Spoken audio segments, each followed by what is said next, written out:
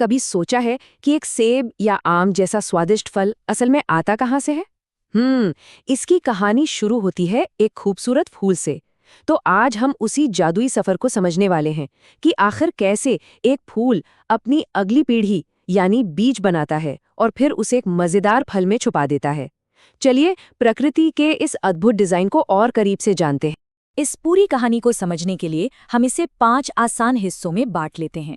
सबसे पहले हम फूल की बनावट को समझेंगे, मतलब हमारे मुख्य किरदारों से मिलेंगे। फिर हम देखेंगे कि नर और मादा अंग कैसे विकसित होते हैं। इसके बाद आएगा कहानी का क्लाइमैक्स, परागण और निषेचन, जहां ये दोनों मिलते हैं। और आखिर में हम जानेंगे कि इस मिलन का नतीजा यानी बीज और फल कैसे तैयार होता है। तो चलिए शुरू करते हैं पहले अध्याय से, फूल की संरचना। देखिए, फूल सिर्फ देखने में सुंदर नहीं होते, ये असल में पौधे की कह सकते हैं एक रिप्रोडक्शन मशीन है। सारी कार्रवाई यहीं से शुरू होनी है। तो एक आम फूल में 4 मुख्य हिस्से होते हैं। सबसे बाहर जो हरी पत्तियां हैं उन्हें बाह्य दलपुंज कहते हैं। इनका काम है कली की रक्षा करना। फिर आती हैं रंग बिरंगी पंखुड़ियां या दलपुंज, जो कीड़ों के लिए एक विज्ञापन की तरह काम करती हैं। और फिर आते हैं हमारी मेन कैरेक्टर्स, पुंकेसर जो नर भाग है और स्त्री केसर जो मादा भाग है। रिप्रोडक्शन के लिए इन्हीं दोनों की जरूरत पड़ती है।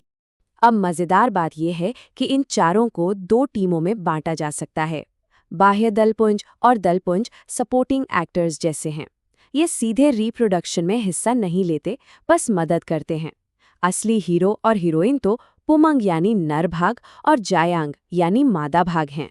इनके बिना ये कहानी आगे बढ़ ही नहीं सकती, इसीलिए इन्हें आवश्यक चक्र कहते हैं। तो चलिए अपने कहानी के हीरो यानी नर जनन अंग से मिलते हैं। हम ये देखेंगे कि पुमंग के अंदर परागकण, जो मेल गैमेट्स को ले जाने वाला एक छोटा सा पैकेज है, वो आखिर तैयार कैसे होता है। ये जो स्क्रीन पर है, ये एक पराग कोश का क्रॉस सेक्शन है।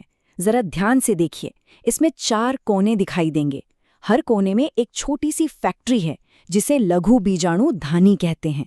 और इन्हीं फैक्ट्रियों के अंदर लाखों करोड़ों परागकण बनते हैं। इन परागकणों को बड़ा करने के लिए इन 4 परतों का प्रोटेक्शन बहुत जरूरी है। बाहरी त्वचा एक कवच की तरह है और अंतस्थीशियम परागकोश को सही समय पर फटने में मदद करती है। लेकिन इन सब में सबसे खास है सबसे अंदर की लेयर, जिसे कहते हैं टिपिटम। ये एक लंच बॉक्स की तरह काम करती है, जो अंदर बन रहे परागकणों को लगातार खाना पहुंचाती रहती है। इस पूरी प्रक्रिया को लघु बीजाणु जनन कहते हैं। अच्छा, तो यहाँ होता क्या है? एक मदर सेल होती है जिसमें क्रोमोसोम का डबल सेट होता है। वो अर्धसूत्री विभाजन यानी मियोसिस करती है। इसका मतलब है कि वो क्रोमोसोम की संख्या को आधा कर देती है और खुद 4 नई कोशिकाओं में बंट जाती है। इन चारों के समूह को चतुष्क कहते हैं और यही चारों आगे चलकर परागकण बनते हैं। और लीजिए, उस पूरी प्रक्रिया का नतीजा है ये एक पूरी तरह से तैयार परागकण। ये सिर्फ एक कण नहीं है, ये नर युग्मकोभिद है। आसान भाषा में कहें तो ये एक डिलीवरी व्हीकल है जिसका बस एक ही मिशन है, नर युग्मक को सेफली मादा तक पहुंचाना। इस परागकण की 2 दीवारें होती हैं। बाहरी दीवार, जिसे बाह्य चोल कहते हैं, स्परोपोलेनिन नाम के एक पदार्थ से बनी होती है और ये दुनिया के सबसे मजबूत जैविक पदार्थों में से एक है। मतलब इसे गर्मी, एसिड, किसी भी चीज से कोई फर्क नहीं पड़ता। और पता है, इसी वजह से परागकण जीवाश्म के रूप में लाखों साल तक सुरक्षित रह सकते हैं। अच्छा, तो हीरो की कहानी तो हमने देख ली। अब बारी है हीरोइन की, यानी मादा जनन संरचना की। चलिए देखते हैं कि वहां क्या तैयारी चल रही है। यकीन मानिए, ये प्रक्रिया भी उतनी ही दिलचस्प है। ये है बीजांड की संरचना, जो अंडाशय के अंदर बिल्कुल सुरक्षित रहता है। इसे एक सुरक्षित किला समझिए। अध्यावरण इसकी दीवारें हैं और बीजांड द्वार इसका एंट्री गेट है, जहां से पराग नलिका अंदर आएगी। और इसी किले के बिल्कुल सेंटर में मादा युग्मक यानी अंड कोशिका विकसित होती है। जैसे नर में लघु बीजाणु जनन होता है, ठीक वैसे ही मादा में गुरु बीजाणु जनन होता है। इसमें एक गुरु बीजाणु मात्र कोशिका अर्धसूत्री विभाजन करके 4 गुरु बीजाणुओं का निर्माण करती है। लेकिन यहाँ एक ट्विस्ट है। तो ये जो ट्विस्ट है वो ये है कि जो 4 गुरु बीजाणु बने थे उनमें से 3 खत्म हो जाते हैं, नष्ट हो जाते हैं। सिर्फ एक ही जिंदा और एक्टिव रहता है, और यही एक आगे चलकर पूरे भ्रूण कोश का निर्माण करेगा। ये प्रकृति का एक तरह का सिलेक्शन प्रोसेस है। तो वो जो एक गुरु बीजाणु बचा था ना, अब वो बड़ा होना शुरू होता है। इसके न्यूक्लियस में 3 बार समसूत्री विभाजन होता है, मतलब 1 से 2, 2 से 4 और फिर 4 से 8 न्यूक्लियस बन जाते हैं। ये 8 न्यूक्लियस फिर खुद को एक बहुत ही खास पैटर्न में अरेंज कर लेते हैं। और इस पूरी तैयारी का नतीजा है एक परिपक्व भ्रूण कोश। और इसकी बनावट कमाल की है। इसमें सेल्स तो 7 है, पर न्यूक्लियस 8 होते हैं। इसमें सबसे जरूरी है एक अंड कोशिका, जो कि मादा युग्मक है, और एक बड़ी सी केंद्रीय कोशिका जिसके पास 2 न्यूक्लियस होते हैं। ये दोनों आगे की कहानी में बहुत इंपॉर्टेंट रोल निभाने वाले हैं। तो अब हम इस जनन प्रक्रिया के सबसे रोमांचक मोड़ पर आ गए हैं, परागण, यानी पराग कणों का ट्रांसफर और उसके बाद होने वाला फर्टिलाइजेशन का वो अनोखा इवेंट।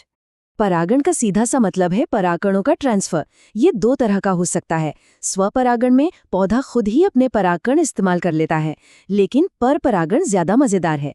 इसमें परागकण हवा, पानी या फिर तितली और मधुमक्खी जैसे डिलीवरी एजेंट्स की मदद से उसी जाति के दूसरे पौधे तक का लंबा सफर तय करते हैं। जब सही प्रजाति का परागकण सही वर्तिकाग्र पर लैंड करता है तो एक तरह की केमिकल बातचीत होती है, मतलब एक सीक्रेट हैंडशेक।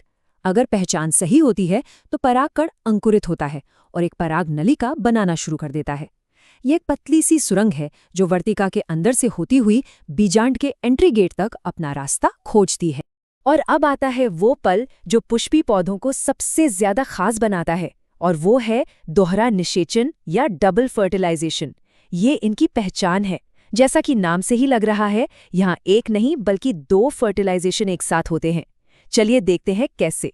ये टेबल पूरी कहानी को एकदम साफ कर देती है। पराग नलिका अपने साथ 2 नर युग्मक लाती है।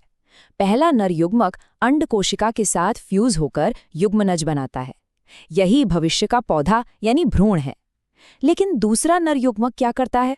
वो जाकर केंद्रीय कोशिका के 2 न्यूक्लियस से मिलता है और भ्रूणपोष बनाता है। ये भ्रूणपोष असल में भ्रूण का पैक्ड लंच है जो उसे विकास के दौरान पोषण देगा। मतलब सोचिए, एक ही साथ बच्चे और उसके लंच बॉक्स दोनों का इंतजाम हो गया। कमाल है ना? फर्टिलाइजेशन होते ही फूल का मिशन बदल जाता है।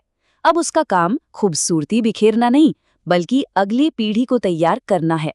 फूल अब धीरे धीरे एक फल बनने की प्रक्रिया शुरू कर देता है। वो जो युग्मनज बना था, अब वो डिवाइड होकर एक भ्रूण का आकार लेने लगता है। ये एक बहुत ही सिस्टमैटिक प्रक्रिया है, और इस पूरे सफर में वो जो भ्रूण पोष बना था, वो उसे लगातार पोषण देता रहता है, ठीक वैसे ही जैसे एक माँ आपके गर्भ में अपने बच्चे को पोषण देती है। तो फर्टिलाइजेशन के बाद फूल का हर हिस्सा बदल जाता है। बीजांड जिसके अंदर भ्रूण पल रहा है, वो बीज बन जाता है। बीजांड को घेरने वाला अंडाशय एक रसीले फल में बदल जाता है, और फूल की रंगीन पंखुड़ियां, खैर उनका काम तो अब खत्म हो चुका, इसलिए वे सूख कर झड़ जाती हैं। तो आज की हमारी ये समझ इस दिलचस्प सवाल पर खत्म होती है कि कैसे एक छोटे से मामूली से बीज के अंदर अगली पीढ़ी के पौधे का पूरा जेनेटिक ब्लूप्रिंट, उसका शुरुआती खाना और एक सुरक्षा कवच सब कुछ पैक होता है। ये सब उस जटिल और सुंदर प्रक्रिया का नतीजा है जिसे हमने आज समझा।